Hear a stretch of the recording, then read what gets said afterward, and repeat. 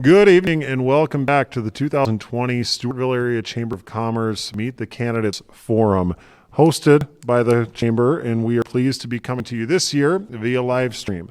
This is the City Council portion of our program, and first off, we want to thank Chris Roberts for handling the media this evening, and to our Chamber Board of Directors for volunteering their time towards the logistics of this evening. To my right is Jared Johnson, he's our timekeeper, and I'm Nick Johnson, your moderator this evening. And we want to also thank our sponsor for this event who's helping us pay for the media this evening. That would be Geotech. They employ close to 350 people in this community. And by the way, they're hiring. So great company here locally in Stewartville. Now we want to thank our candidates for taking the time for us to get to know them this evening.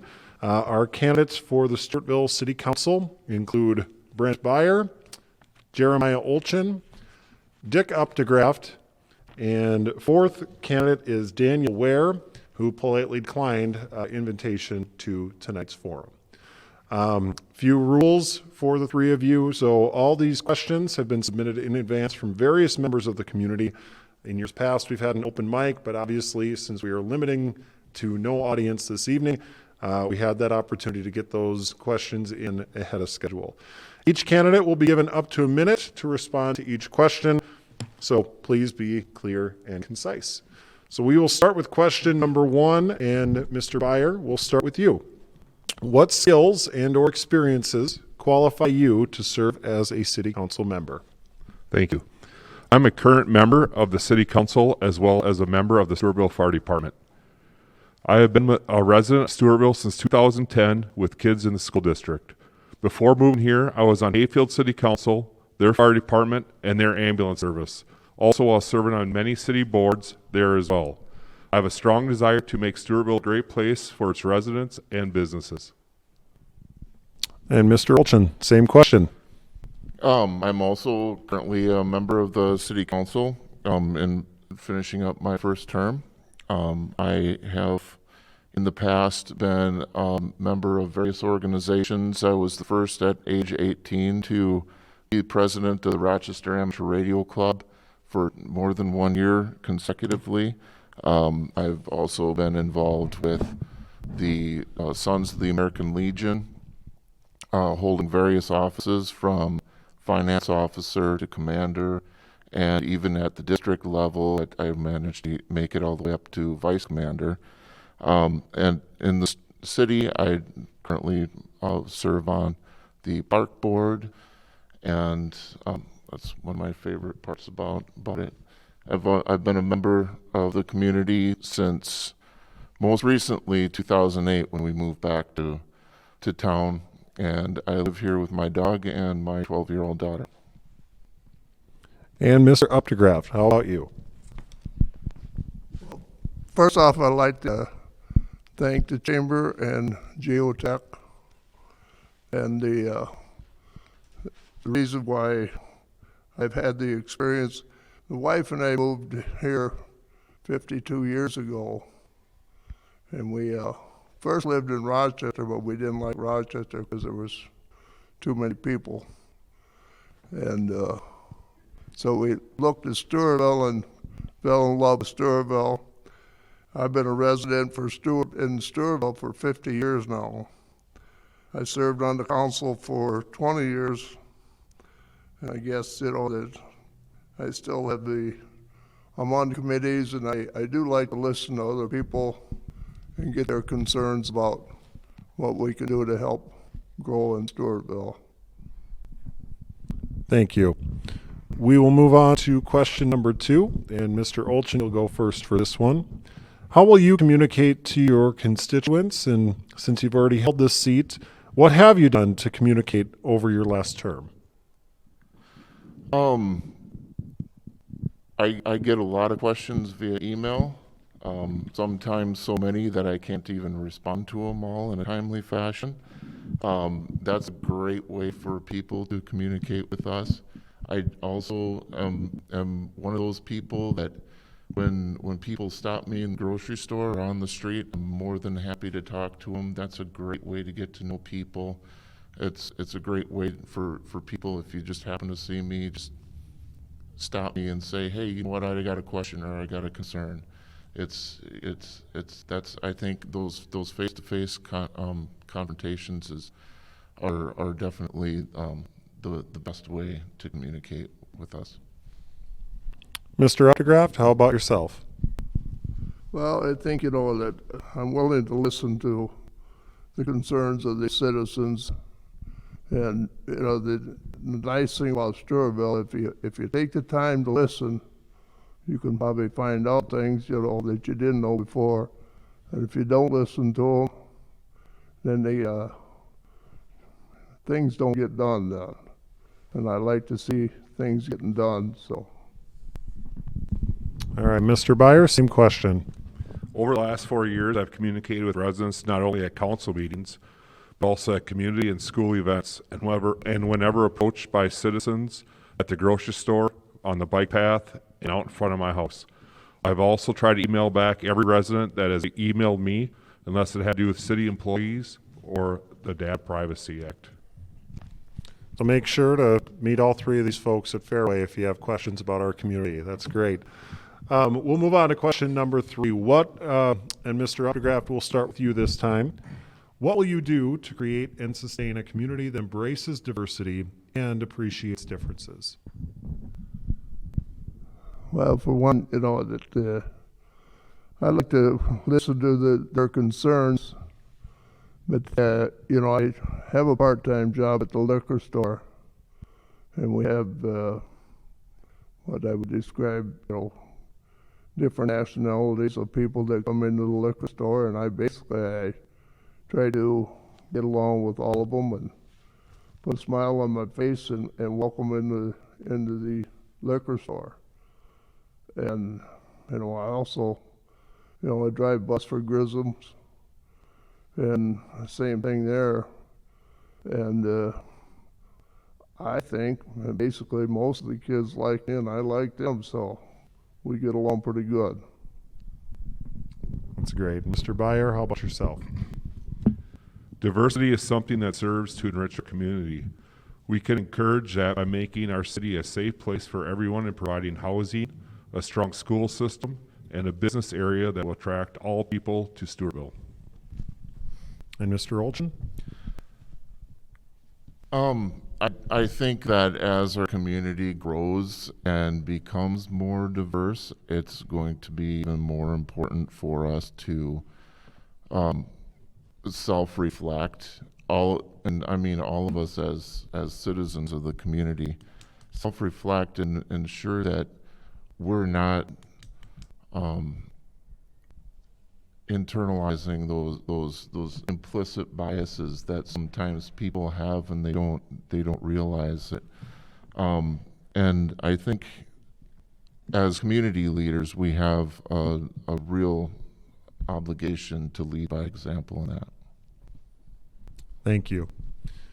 We'll move on to question number 4, which deals with some involvement of our residents. And Mr. Byer, we'll start with you for this one. How do you plan to involve residents in the decision-making process for projects, codes, ordinance changes, or any other matters?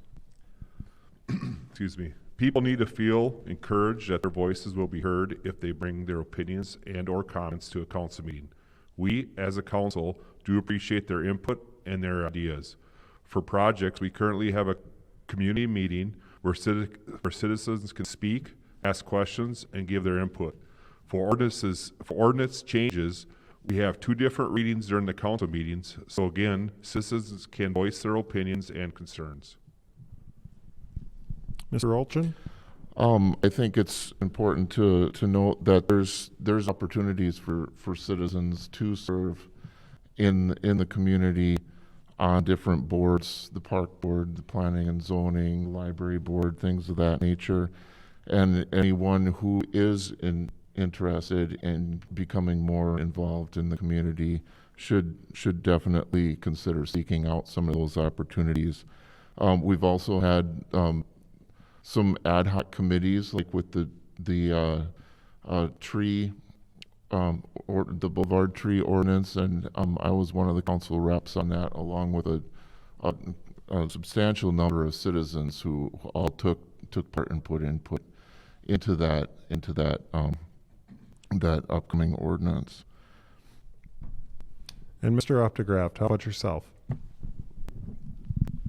Well, they have the community meetings and stuff, and at every council meeting, anybody that's got a concern or wants some questions answered, they get 4 minutes to discuss whatever their problem or situation is, and we all basically, at the council, for the most part, listen to what they got to say, and maybe bring it up at our next council meeting and see if we can resolve the problems.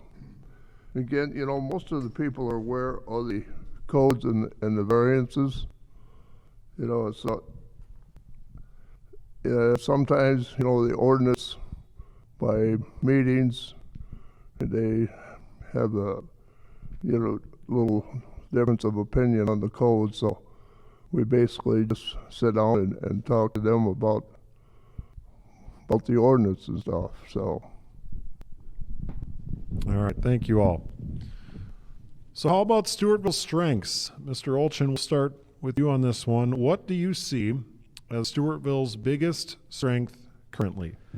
I think the biggest strength in Stewartville is the people. We have a really close, tight-knit community.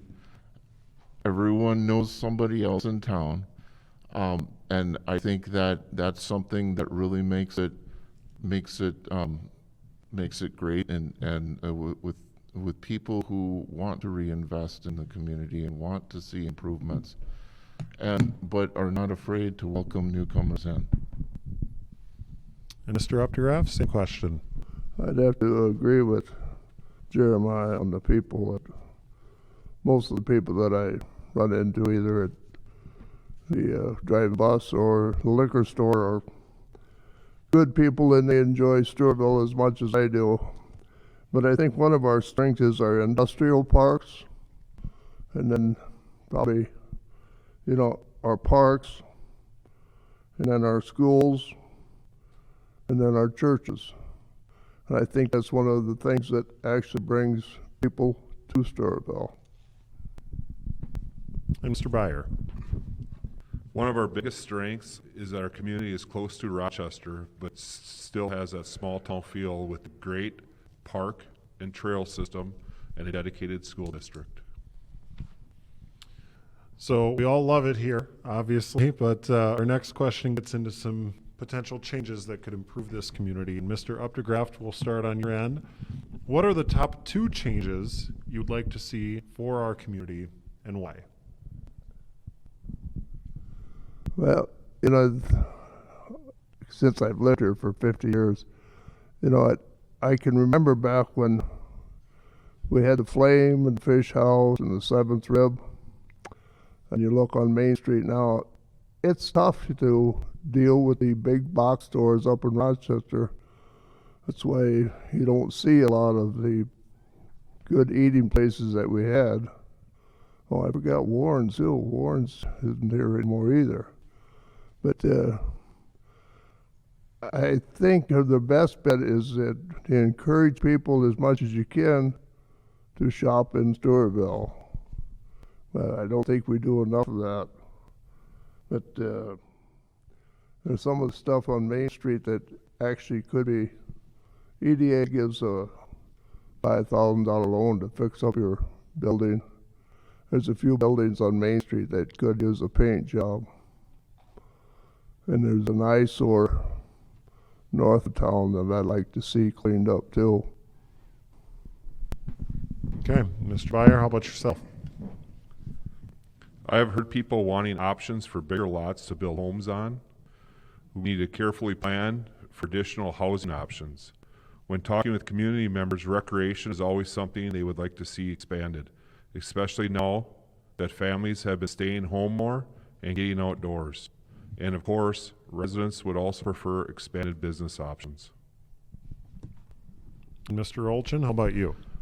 Something that I'd like to see continue is there's plenty of opportunity for growth in Stewartville, both commercially and residential. And something else that I'd like to try and focus on in the next couple of years would be to try and flatten out that curve on the taxes and try and keep those increases down to as close to zero as possible. Okay, thank you. And in the vein of improvement of our city, Mr. Byer, what do you propose for promoting and or using existing business properties in Stewartville that are currently empty? Some of the buildings that are empty due to the property owners and their willingness not to offer competitive purchase pricing. There are many properties that could have been sold or rented, but the property owner, for some reason or another, did not sell. Currently, the city promotes through the EDA, City Hall, and CEDA, which is Community and Economic Development Association that we belong to. So this is a tough question when the city or CEDA gives developers or investors property owners information and the property owner chooses not to sell and then pushes blame onto others. Mr. Olchin? I think that some of the programs that have worked in the past for other businesses, like some of the EDA loans and programs like that, they've worked in the past. They can work again in the future. I'd like to see more of that. Okay, and Mr. Updegraft, how about yourself? I'd have to agree with Brett on the CEDA and the EDA. And that one of the biggest problems is internet and stuff. You know, people are ordering on the internet, and basically my personal feeling is a lot of the big box stores up in Rochester has taken care of. If you take a look at some of the smaller cities like Stewartville, they have some of the same problems that we have. And you know, we're in 2020, and it's hard to solve all the problems of trying to keep our businesses and bring new businesses to Stewartville. But we keep hopefully striving towards that goal to bring other businesses to Stewartville. Yeah, it's certainly different times that we're dealing in right now in 2020. And sticking with that theme, Mr. Olchin, do you think that our Main Street and downtown is healthy and successful? If not, what would you do to change that? And if yes, tell us why. I definitely think there's room for improvement. I think that's pretty much been covered in the last question or two. But we do have businesses that have come in. We've got the credit union that just refurbished the old bank building, and it looks great. And there's another couple other brand new buildings that have just gone up in the last few years on Main Street, taking up old parts or empty lots, or revitalize some areas that weren't quite as nice. And I think that we should continue to encourage that kind of effort on the part of property owners and business owners reinvesting in their properties. Mr. Upgraft, your thoughts? I think it's a good question. I just have, I think I kind of spoke on that a little bit before in the last question, but there's needs some facelifting and some cleaning up. And I think basically we got to try to get people to shop more in Stewartville. I think a plus was, that we're not going to get, fairway stores, what that, and I think we should be grateful for Fairway when they moved in, when our grocery store that we did have closed on us. So I just think, we got to keep striving towards trying to bring people to Stewartville.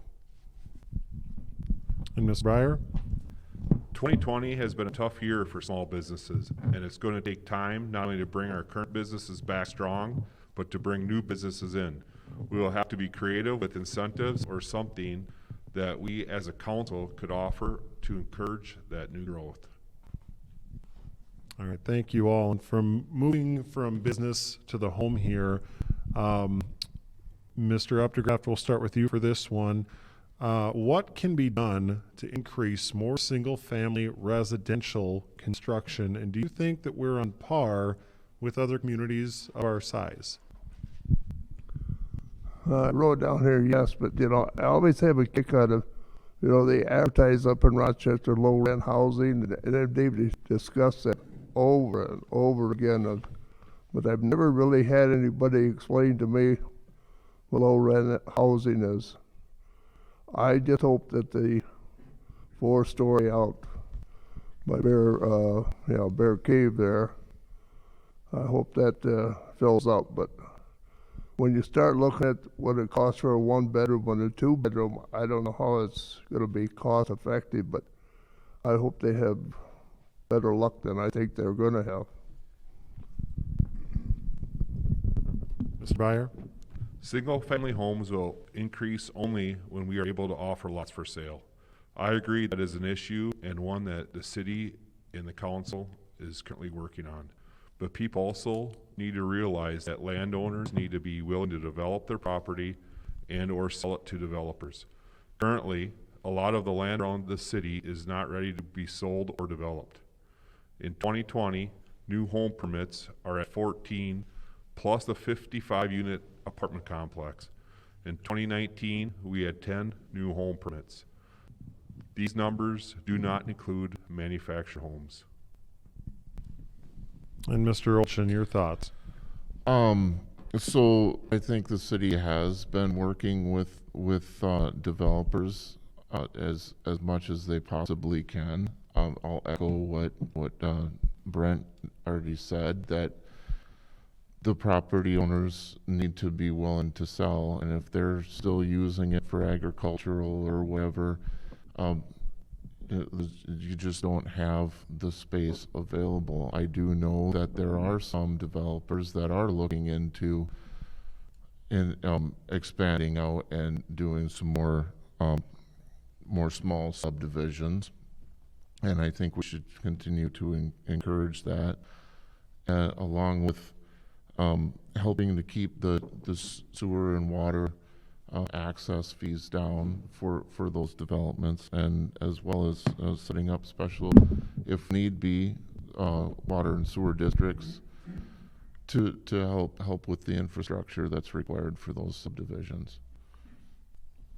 Thank you. Our final question tonight, we've talked a lot about building and growth, been thinking about our future of this community. Mr. Byer, we'll close with you on this one. What is your vision for helping our community transform itself as we move into the year 2030?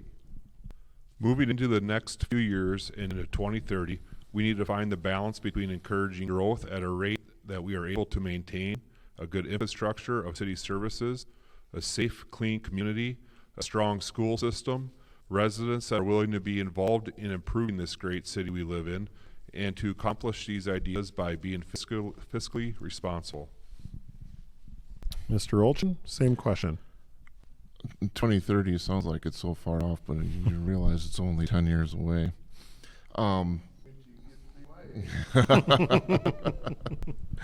I think, and I've talked about this in the past, slow but steady wins the race. I'm a big Dave Ramsey fan. He always teaches that in his class. We don't want to, we want to grow and we want to improve, but we don't want to be in such a big hurry that we run out of capacity and have to all of a sudden build new water towers or a bigger sewer plant or hire new people to plow roads. I think those are two things that go hand in hand, and I think if we're careful about how we proceed in the future, we can do so gracefully. Thank you. And Mr. Updegraft, your thoughts on the matter? I don't know if I did, but I'd like to thank you and Jared for Thank you. But I did thank the chamber, but I also want to thank you for putting this on. Bet. I have a hard time with 2030 because this is 2020 and that's 10 years from now.